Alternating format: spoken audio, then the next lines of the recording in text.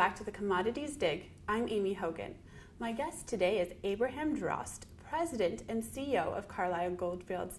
Thanks so much for joining me today. Thanks, Amy. So 2014, you turned a bit of a corner and you've been able to keep that momentum going in 2015. Sure. And I think one of the biggest things that has happened is your joint venture with Orico Gold. Can you tell our viewers a little bit about that? Yeah, certainly the joint venture with Orico was one of, I think, the major milestones for the company in 2014. When I joined the group in February of 2014, I recognized there were several things that had to be done to help Carlisle sort of survive the long-term downturn in the junior mining sector.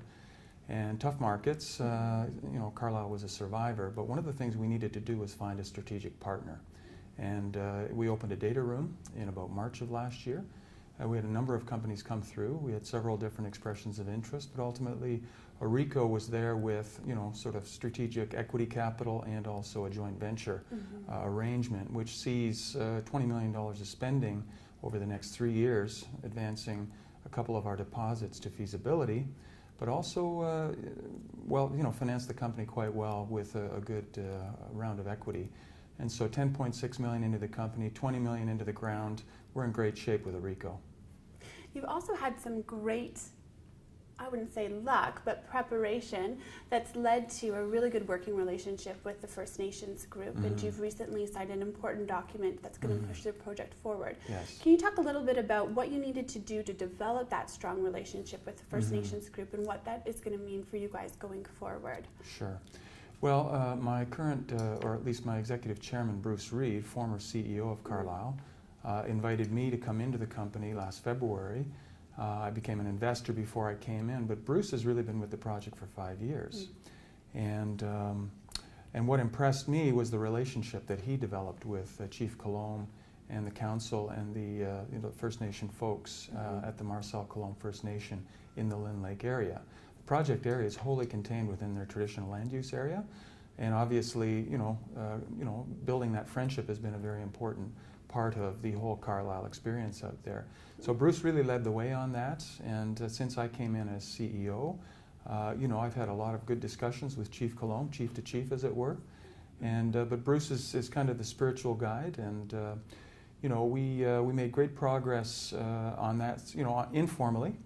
Although Carlisle did sign a memorandum of understanding in 2011 already, and that now translated into an exploration agreement which included Orico.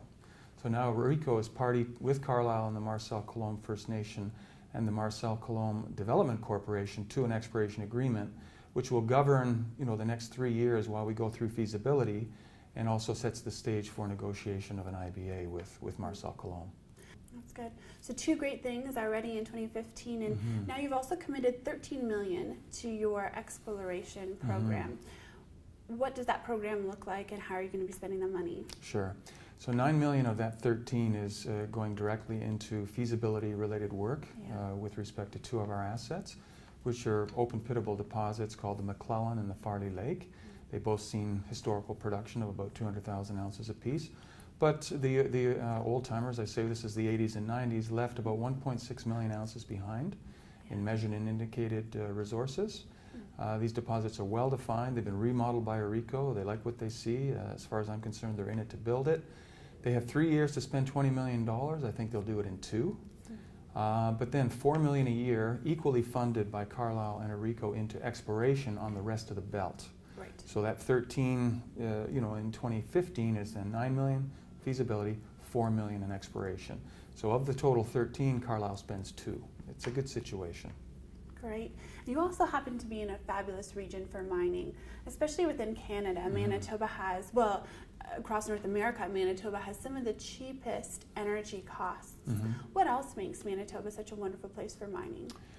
I have to say it's the engagement of government and the civil service. I'll point out that Manitoba recently made top 5 in the Fraser Institute ranking of worldwide sort of exploration and mining jurisdictions, and that's a significant achievement for them. It's an improvement over the previous rankings. I heard the minister speak here at the PDAC, and he was very ebullient, shall we say, but he gave full credit to his civil servants, his bureaucrats, his team, that really have been most accommodating and very, very responsive to us. And it's almost like they're in our shoes, and they're Right. kind of, you know, our problems are their problems, and they, I have to say, the minister's willing to step in from time to time and make things work too. So it's an excellent working relationship.